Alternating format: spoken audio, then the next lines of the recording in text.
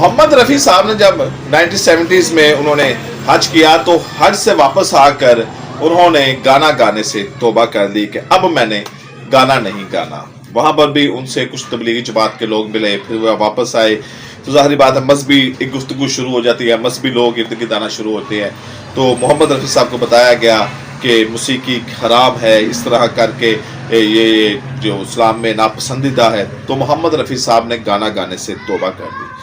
लेकिन फिर उसके बाद मोहम्मद रफ़ी साहब ने नाते पढ़ना शुरू की, अहले बैत की शान पढ़ना शुरू की, हज़रत अली रज़ियल्लाहु अन्हु की शान में कलाम पढ़ना शुरू किया, इमाम हसन इमाम हुसैन करबला के शोहदा पर कलाम पढ़ना शुरू किया। और ये वो कलाम था कि जिसने हिंदुस्तान की बाउंड्री तोड़ दी, पाकिस्तान पहुंचा, बांग्लादेश पहुंचा, पूरी दुनिया में जहां जहां पर सुनने वाले थे वहां वहां पर हर जगह मोहम्मद रफ़ी साहब की आवाज गूंज रही थी। रमजान का महीना हो, मुहर्रमों का महीना हो, मोहम्मद रफ़ी साहब का हर बंदा कलाम पढ़ रहा है, कलाम सुन रहा है। हिंदुस्तान में उस वक्त इतनी ज्यादा हिंदू मुस्लिम फसादात का कोई आमना सामना नहीं था, तो हर शख्स हर गली में हर जगह मोहम्मद रफ़ी साहब का कलाम बज रहा है, सुना जा रहा है, गाया जा रहा है।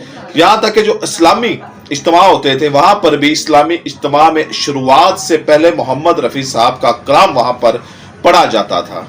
हज़रत अली रज़ियल्लाहु अन्हु की शान में जो उन्होंने कलाम पढ़ा तो उसको बहुत ज्यादा पज़राई मिली, बहुत ज्यादा पज़राई मिली। पूरी दुनिया के मुसलमानों ने उनको पसंद किया, पूरी दुनिया में जो जो अहले बैत से मोहब्बत करते हैं उन्होंने पसंद किया। फिर मुसलमान ही जाहिर बात है एक तकसीम दर तकसीम है, तो सुन्नियों ने इल्जाम लगाना शुरू कर दिया मोहम्मद रफ़ी साहब पर कि ये शियाइज़्म को प्रमोट कर रहे हैं। मोहम्मद रफ़ी साहब शिया हो गए हैं और ये शियाइज़्म को प्रमोट कर रहे हैं। ये एक अलग मामला है कि जो अहले बैत की शान बयान करता है, अहले बैत से मोहब्बत करता है, उसके ऊपर शिया का स्टैंप लगा दी जाती है।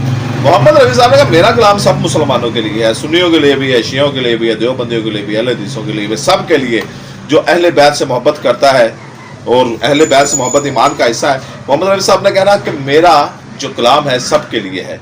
फिर मोहम्मद रफ़ी साहब ने ऐसे ऐसे कलाम पढ़े हैं, यूट्यूब के ऊपर मौजूद है उनके पुराने जो कलाम है हज़रत अली रज़ी अल्लाह की शान में, करबला के शोहदा की शान में, हज़रत इमाम जाफर सादिक की शान में, इमाम हसन इमाम हुसैन की शान में, रसूलुल्लाह सल्लल्लाहु अलैहि वसल्लम की नाते के ज़बरदस्त किस्म का उन्होंने कलाम पढ़ा। और इस ये जो उन्होंने कलाम पढ़ा हज़रत अली रज़ी अल्लाह की शान में और अहले बैत की शान में, इसको ईरान में बड़ी पज़राई मिली, पूरी दुनिया में पज़राई मिली। और हर जगह जो ग्रामोफोन वाले थे वो भी मोहम्मद रफ़ी साहब की जो नाते हैं वो कलाम है वो ग्रामोफोन के ऊपर बजा रहे थे।